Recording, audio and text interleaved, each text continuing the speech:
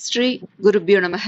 அனைவருக்கும் நமஸ்காரம். இன்று நாம் பார்க்க போது உதயகால ஸ்லோகம்.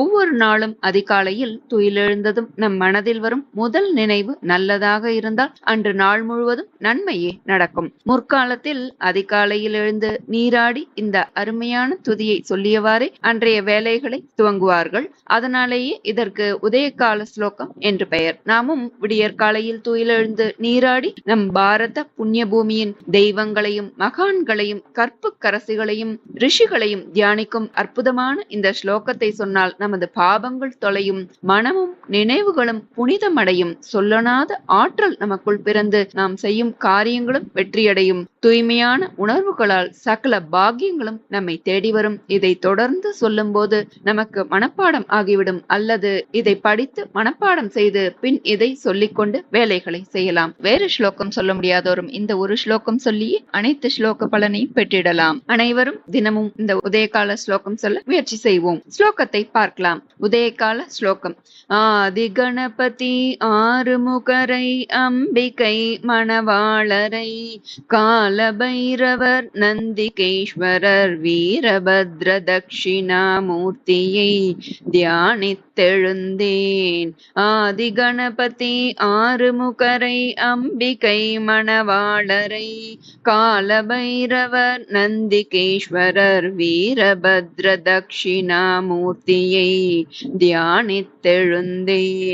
சேஷகிரிவளர் வெங்கடேஸ்வரை திருமகள் அலர்மேலுவை தேவி சரஸ்வதி சதுர்முக பிரம்மா ஸ்ரீ பூமி தேவி அம்மனை பிராணதாரமாக விளங்கிடும் பரிபூரண காவேரி அம்மனை ஆதி கங்கையை 66 கோடி அகில புவனத்தின் தீர்த்தத்தை மத்ஸ்ய கூர்மவராக நரசிம்ஹ வாமனாவதார மூர்த்தியை வீர பரசுராம பலபத்ர ஸ்ரீராம கிருஷ்ண பௌத்தரை ஸ்ரீஹரி திருமார்பில் விளங்கிடும் ஸ்ரீ துளசி மகாதேவியை ஜனக திருமகள் பிராணநாதரை ஸ்ரீ பரத லக்ஷ்மண சத்ருக்னரை ஆதிசக்தியை லக்ஷ்மி சரஸ்வதி சாவித்ரி காயத்ரி அம்மனை அகலி திரௌபதை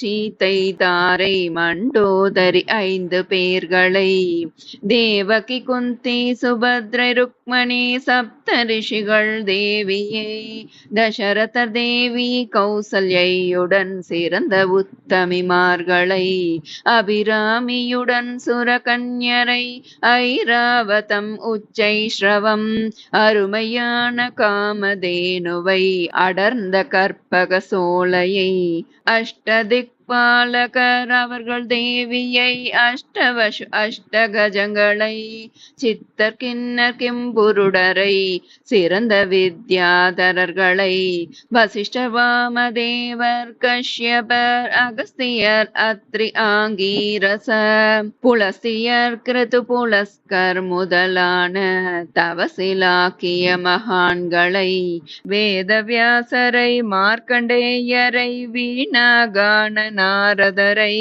சூதர் சௌனகர் துர்வாச முனி ஜடபரதர் ஜடத்காருவை மதங்க மாமுனி ரிஷ்ய சிருங்கரை மகரிஷி சரபங்கரை வைஷம்பாயன சுமந்து ஜெய்மணி பைலவர் ஜாபாலியை கபில ரிஷியுடன் தத்தாத்ரேயரை கட்கி பரத்வாஜரை ஹயக்ரீவ பிரஹஸ்பதி குரு ஆதிசங்கராச்சாரியை பத்மபாதரை அஷ்டகோணரை புகழ்பெற்ற ராமானுஜரை சீதலாச்சாரி கோவிந்தரை சிறந்த மத்வாச்சாரியை அகில புவனத்தை காத்து ரட்சிக்கும் அஷ்டலக்ஷ்மிநாதரை அனுமார் பெரிய திருவடியுடன் ஆழ்வார்கள் 12 பரமபக்தனாம் ருக்மாங்கதன் துருவன் பக்தன் பிரகலாதனை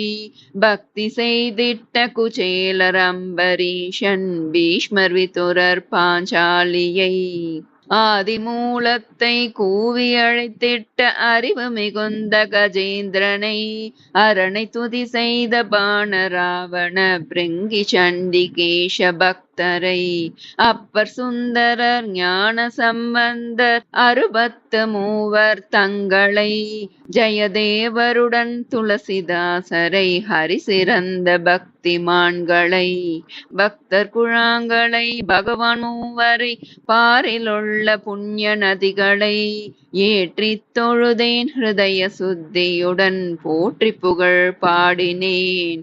பக்தர் குழாங்களை பகவான் மூவரை பாரில் உள்ள புண்ணிய நதிகளை ஏற்றி தொழுதேன் ஹிருதய சுத்தியுடன் போற்றி புகழ் பாடினேன்.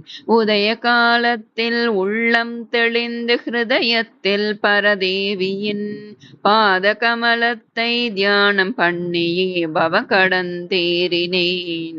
உதய காலத்தில் உள்ளம் தெளிந்த ஹிருதயத்தில் பரதேவியின் பாத கமலத்தை தியானம் பண்ணியே பவ கடந்தேறினேன். பாத கமலத்தை தியானம் பண்ணியே பவ கடந்தேறினேன். தியானித்தெழுந்தேன் பவ கடந்தேறினேன். தியானித்தெழுந்தேன். இந்த ஸ்லோகம் சொல்லி சூரிய நமஸ்காரம் செய்வர் பலர். முன்பெல்லாம் அதிகாலை 4 மணிக்கு எழுந்தவுடன் காலை கடன் முடித்து சூரிய உதயமாகும் நாழிகையில் இந்த ஸ்லோகத்தை சொல்லி இருக்கிறார்கள். புராண இத்திகாச விஷயங்கள் அனைத்துமே வருவதாலும் இதை படைத்தவர் பிரபஞ்சம் முழுமைக்கான ஒரு தியானமும் நன்றி அறிவித்தலும் இருப்பதாலும் மிகவும் அற்புதமான ஸ்லோகம் என்பதால் இதை இங்கு பகிர்ந்துள்ளேன். எத்தனை கடவுள், முனிவர், தேவர், கிண்ணரர், கிம்புருடர், கந்தர்வர், வித்யாதரர், மகான்களை, ஆழ்வார்களை, நாயன்மார்களை, நதிகளை, பகவான் மூவரை பாடினாலும் முடிவில் உள்ளம் தெளிந்த பரதேவியின் பாத கமலம் பற்றி பவகடன் தேறி தியானித்தெழுவதால் மிக சிறப்பானதாகிறது இந்த உதயகால ஸ்லோகம். மிகவும் அற்புதமானதொரு ஸ்லோகம். அனைவரும் காலையில் எழுந்து இந்த ஸ்லோகத்தை சொல்லிக்கொண்டே தங்களது வேலையை செய்யும் போது இறையருளாலும் குரு அருளாலும் பிரபஞ்சத்திலிருந்து கிடைக்கும் அற்புத ஆற்றலாலும் அன்றைய தினம் முழுவதும் எந்த தடங்கல்களும் ஏற்படாமல் இருக்கும். அனைவரும் இதை பாராயணம் செய்து பலன் பெற முயற்சிக்கலாம். அடுத்த பதிவில் வேறொரு விஷயத்துடன் சந்திக்கலாம். நல்லதே நடக்கும். நமஸ்காரம்.